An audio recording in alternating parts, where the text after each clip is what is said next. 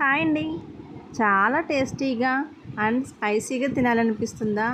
ఎప్పుడు తినే కూరలు తిని తిని బోర్ కొట్టిందా? అయితే ఓన్లీ వట్టి రైస్ తోటి ఈ విధంగా రైస్ ట్రై చేసి చూడండి. చాలా బాగుంటుంది. ఒక్కసారి తింటే మీరే వదలరు, అంత బాగుంటుంది టేస్ట్. దీంట్లోకి చాలా సింపుల్గా వట్టి ఆనియన్స్, పచ్చిమిర్చి, క్యారెట్స్, కరివేపాకు, కొత్తిమీర, 4 వెల్లుల్లిపాయలు అంతేనండి. ఈ 4 ఐటమ్స్ ఉంటే చాలా ఈజీగా మనం ఈ రైస్ని ప్రిపేర్ చేసుకోవచ్చు. ఇంక రైస్ ప్రిపేర్ చేసుకోవడానికి ఫస్ట్ స్టవ్ మీద కళాయి పెట్టుకొని దీంట్లోకి తగినంత ఆయిల్ అనేది యాడ్ చేసుకోండి. ఆయిల్ కూడా ఈ రైస్లోకి చాలా తక్కువనే పడుతుంది, ఎక్కువ అవసరం లేదు. సో దీంట్లోకి తగినంత ఆయిల్ అనేది యాడ్ చేసుకున్న తర్వాత దీంట్లో 1 టేబుల్ స్పూన్ ఆవాలు, 1 టేబుల్ స్పూన్ జీలకర్ర అనేది మనం యాడ్ చేసుకుందాం. ఆవాలు జీలకర్ర వేగిన తర్వాత దీంట్లోకి మనం సన్నగా కట్ చేసుకున్న ఆనియన్స్ అనేది యాడ్ చేసుకోవాలండి. ఇప్పుడు ఆనియన్స్ అనేవి దూరగా వేగాలి.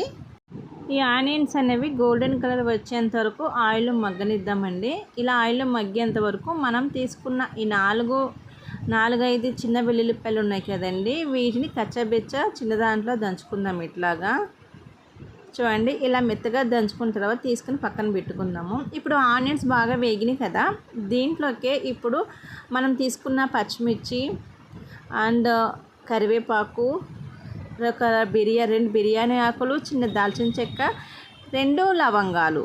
బిర్యానీ ఆకు ఈ స్లైసెస్ వేయడం అనేది మర్చిపోవద్దండి, మిస్ చేయొద్దు. ఎందుకంటే టేస్ట్ అనేది చాలా బాగుంటుంది. ఒక్క బిర్యానీ ఆకు వేయడం వల్లనే ఇంకా చాలా టేస్ట్ వస్తుందండి. తర్వాత మనం సన్నగా కట్ చేసుకున్న క్యారెట్ని కూడా యాడ్ చేసుకుని ఒక 5 మినిట్స్ అనేది మూత పెట్టుకుందాం. సో ఎందుకంటే అవి బాగా మగ్గుతాయి.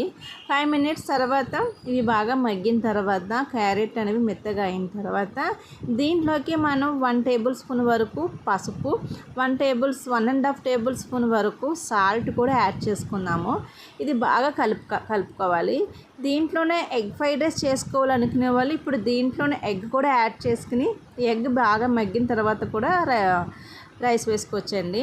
ఇప్పుడు నేను దీంట్లోకి 2 టేబుల్ స్పూన్ వరకు చికెన్ మసాలా యాడ్ చేస్తున్నాను. చికెన్ మసాలా ఫ్లేవర్ చాలా బాగుంటుంది దీంట్లో అండి. ఫస్ట్ నేను ఒక 1.5 టేబుల్ స్పూన్ వరకు వేసాను, మళ్ళీ లాస్ట్లో కూడా వేయాలి ఇది. తర్వాత మనం తీసి చల్లారి చేసుకున్న రైస్ని డైరెక్ట్గా దాంట్లోనే యాడ్ చేసుకుని మనం చితక్కొట్టి పెట్టుకున్న వెల్లుల్లిపాయలు, పైన కొంచెం కొత్తిమీర అండ్ మళ్ళీ పైన కొంచెం గరం మసాలా ఇవన్నీ యాడ్ చేసుకున్న తర్వాత రైస్ని మొత్తం కలుపుకున్నానండి. నీట్గా పొడిగా లేకుండా అన్నం మొత్తం కలిసేంత వరకు మొత్తం కలుపుకోవాలి. లుకింగ్ చూడండి ఎంత బాగుందో, లుకింగ్తో పాటు టేస్ట్ కూడా అంతే బాగుంటుందండి.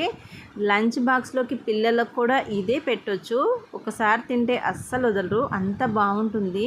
సో ఫ్రెండ్స్, మరి నా వీడియో కానీ నచ్చినట్లయితే ప్లీజ్ లైక్ చేయండి, షేర్ చేయండి. మరిన్ని వీడియోస్ కోసం నా ఛానల్ని సబ్స్క్రైబ్ చేసుకోవడం మర్చిపోవద్దు. Thank you friends, bye.